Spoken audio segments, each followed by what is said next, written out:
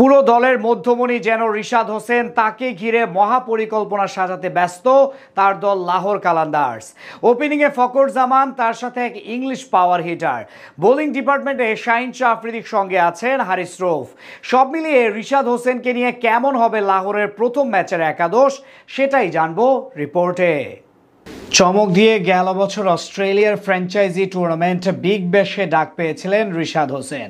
স্বপ্ন ছিল প্রথমবারের মতো শেন ওয়ার্নের দেশে গিয়ে দেখাবেন নিজের লেগ স্পিন জাদু, কিন্তু সেটা আর হয়ে ওঠেনি। তার জন্য বিসিবির অনাপত্তিপত্র এবং স্বদেশি বিপিএল এর জন্য থাকতে হয়েছে দেশে। এর আগে কানাডার গ্লোবাল টি-20 লিগেও নাম এসেছিল রিশাদের, কিন্তু সেখানেও এনওসি জটিলতায় পড়ে যেতে পারেননি। দীর্ঘদিনের সেই আক্ষেপ এবার অবসান হতে চলেছে। পিএসএল এ খেলার জন্য ছাড়পত্র পাচ্ছেন এই তরুণ স্পিনার। সব ঠিক থাকলে টুর্নামেন্টের অন্যতম শক্তিশালী দল লাহোর কালান্দার্সের হয়ে প্রথম ম্যাচ থেকে খেলতে পারবেন তিনি। এবারের আসরে নিলাম থেকে রিশাদকে যুক্ত করেছে ফ্র্যাঞ্চাইজিটি। দলের স্পিন বিভাগের মূল ভরসা ধরা হচ্ছে তাকে। এমনকি পুরো দলের মধ্যমণি যেন রিশাদ হোসেন, তাকে ঘিরে সব পরিকল্পনা লাহোর টিম ম্যানেজমেন্টের। যদিও তার পাশাপাশি আরো বেশ কিছু তারকা ক্রিকেটার আছেন দলটার স্কোয়াডে, তাই সেখান থেকে বেশ ভারসাম্যপূর্ণ একাদশ নিয়ে লড়াইয়ে নামবে তারা।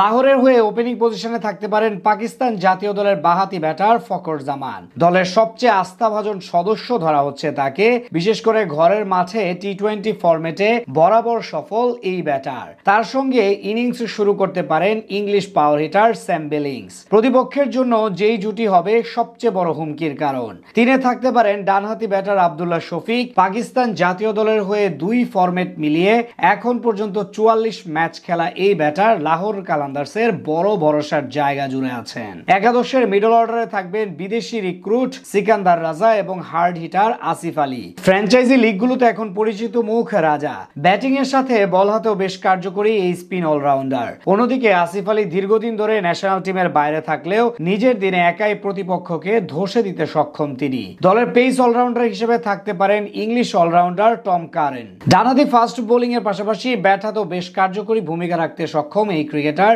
স্পিন বিভাগে ভরসা রিশাদ হোসেন। বল হাতে পুরো সিজনে মুন্সিয়ানা দেখাতে হবে তাকে। তার সহকারী হিসেবে থাকতে পারেন অভিজ্ঞ আসিফ আফ্রিদি। লাহোর কালান্দার্সের সবচেয়ে সামর্থ্যের জায়গা হলো নিজেদের পেস ইউনিট, যেখানে আছেন সময়ের অন্যতম সেরা বোলার শাহিন শাহ আফ্রিদি। বোলিং এর পাশাপাশি ক্যাপ্টেন্সির ভারটাও উঠতে পারে তার কাঁধে।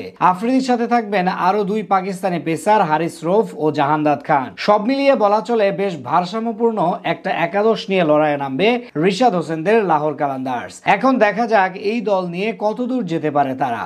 আগামী 11 তারিখ তাদের প্রথম ম্যাচ ইসলামাবাদ ইউনাইটেডের বিপক্ষে।